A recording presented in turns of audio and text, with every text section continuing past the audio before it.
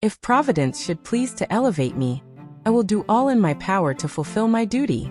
I am still young and in many ways, though not in all, I lack experience, but I know few people who have as much goodwill and sincere desire to do right as I do. The reign of Queen Victoria, 63 years, 7 months, and 2 days, is called by historians the Victorian era. It was a time of very rapid industrial, cultural, political, and scientific development of the British Empire, which at that time occupied a fifth of the globe, acted as a major financial center, was the leading industrial and colonial power in the world. In this issue, we will tell you about an extraordinary woman who became a symbol of British success, the face of the era, and at the same time a synonym for hypocrisy. Let's talk about what connects her with a Scottish groom and an Indian con artist, and remember how she became a global influencer.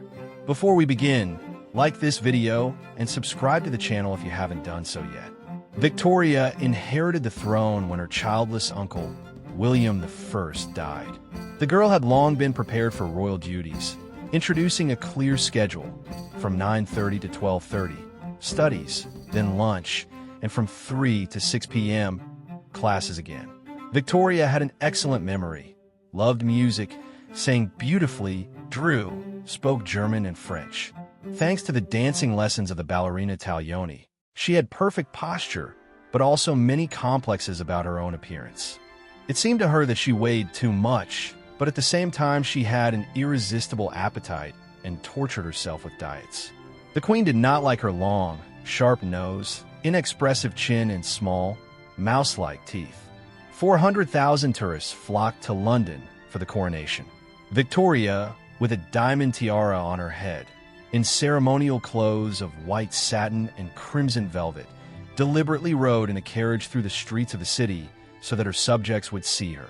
The ratings of the monarchy, almost destroyed by her predecessors, the old man William VI, the reveler and glutton George I, and the mentally ill George II, crept up. Years later, when the British Empire celebrates the Diamond Jubilee of Victoria's reign, 2 million tourists will arrive in London. Victoria married her cousin, a prince from the Saxe-Coburg-Gotha dynasty. When he arrived at Windsor Castle, an excited Victoria wrote in her diary, Albert is very sweet and extremely handsome. He has amazing blue eyes, a charming nose, beautiful lips, a graceful mustache, and small sideburns. He has a beautiful figure, broad shoulders, and a thin waist. He has won my heart. Before that, the Queen did not want to get married at all, but 5 days later, she herself proposed to the prince. At the wedding, Victoria appeared in a white silk satin dress with a long train. The bride's wreath was made of fresh orange blossoms. The Queen was not the first woman to get married in a white dress, but it was thanks to her that the white dress became an indispensable attribute of the bride's wedding image. Raised in Protestant traditions, the British considered success a reward for virtue, which became the basis of the so-called Victorian morality, the rules of behavior in society, which excluded any hint of sexuality. Frightened by the revolutions that swept the royal courts of Europe, Prince Albert believed that only the strictest morality would save the English crown. The prince demanded that their wedding procession should include only those young ladies whose mothers had an unblemished reputation. Victoria objected. They all had a chance to be in a pious environment. But Albert insisted. The Queen's reputation had to be perfect. Victoria, in love, yielded to her husband, but her very name entered the English language as a synonym for hypocrisy. The fiery temperament of the ruler did not correspond to the ideals of the era. In the early years of our married life, Albert and I didn't have much time to sleep. Numerous official portraits and photographs of Victoria showed the public a respectable image of the Queen and mother. Only in 2012, the so-called intimate portrait of the Queen by the fashion artist Winterhalter was shown to the public at Buckingham Palace. Indecent hair, bare shoulders, a relaxed and seductive pose against the background of a red pillow. The royal family, where 9 children were born in 21 years of marriage, became for her subjects the ideal of marital fidelity, and, of course, an example to follow. In fact, the Queen hated motherhood. which she considered a punishment for carnal pleasures. The Queen's eighth birth opened a new stage in the history of obstetrics. The doctor gave the woman in labor anesthesia by placing a chloroform-soaked handkerchief on her face. Having learned about this, women also began to demand painkillers from doctors. The appearance of the Queen, whose waist at the end of her life was 120 centimeters, also did not correspond to modern anorexic canons of beauty. Victoria loved to eat deliciously and was not ashamed to eat in public, a lot and quickly. Finally, Victoria openly demonstrated her emotions. Even in old age, she laughed so hard that her whole face turned red and tears came out of her eyes. Victoria was also the first person in the world whose portrait was printed on a postage stamp. In 1900, chocolate with a portrait of the Queen and her New Year's greeting supported the fighting spirit of soldiers in South Africa in the Boer War. In 1848, Prince Albert suggested decorating a Christmas tree at Buckingham Palace in the German tradition. When the newspapers wrote about it, they published a postcard with the royal family near the tree. The new trend quickly spread throughout Britain because the English wanted to celebrate Christmas the way the Queen does. When Prince Albert had the idea of organizing the first World Trade Exhibition in London, Parliament did not support his idea. But the exhibition, which featured more than 100,000 exhibits, did take place and became an event of global importance. 6 million people bought tickets for it.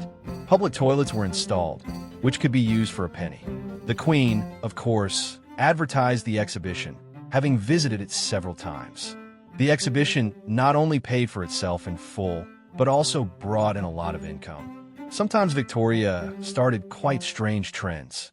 For example, she bought several photo collages by the scandalous master Oscar Gustav Reglander, including the famous head of St. John the Baptist. This inspired other photographers, and the dubious fashion for the so-called Victorian headless portrait lasted for several decades. In 1861, after the death of her beloved Albert, Victoria put on mourning, which she wore for another 40 years, until the end of her life. For several years, the Queen closed in on her grief, almost stopping attending public events. To save Victoria from depression, doctors insisted on physical activity. She began to ride horses, and her groom John Brown helped her with this. Soon enough, the Queen appointed a handsome, courageous, and charismatic 38-year-old Scotsman as her personal servant. Brown lived in a room next to Victoria's bedroom, brought her a glass of water every evening, accompanied her to Albert's mausoleum. They often drank whiskey together behind closed doors. Over the years, her affection for the groom only grew. Victoria gave him the title of esquire and several houses, allowed him to keep his own servants, ordered his portraits and photographs, etc. In return, John's behavior became more and more impudent. He was rude, condescending to those around him, addressed the Queen familiarly, and did not show respect for her children. Brown served her for more than 18 years, until he died. Victoria wrote that now no one will ever replace her dearest friend. Within 4 years, she had a new favorite, the Indian Abdul Karim, 44 years younger than the Queen. She spent time with him constantly, appointed him as her personal secretary, and gave him real estate and carriages. Abdul turned out to be a fraud, but Victoria did not listen to those close to her who tried to warn her.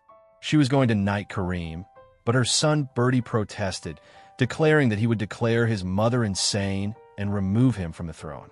Abdul decided to return to India in the fall of 1875. Victoria's favorite, Prime Minister Disraeli, carried out a brilliant operation. Having borrowed £4 million from the Rothschilds, he secretly bought up shares in the Suez Canal, making Britain the master of the sea route to India. Queen Victoria received the title of Empress of India. At the height of the Russo-Turkish War, she demanded that Prime Minister Disraeli intervene in the conflict on the side of Turkey and, quote, give those vile Russians a good slap in the face. Disraeli managed to secure British control over Cyprus. After peace was established, Victoria began to arrange the personal happiness of her numerous descendants. The grandmother of all Europe, as Victoria was called because of her family ties to the rulers of various countries, had 42 grandchildren. 34 of whom lived to adulthood. Victoria erected many monuments in honor of Albert, actively defended animal rights, demanded that doctors be prohibited from torturing dogs, and policemen from killing them without a veterinarian's report of rabies. In early 1901, Victoria suffered a small stroke, and on January 22nd, she died at the age of 81. She left detailed funeral instructions. She asked that a photograph of Albert, his robe, cloak, and handprint be placed in the coffin, and that a photograph of John Brown and a lock of his hair be hidden under the flowers.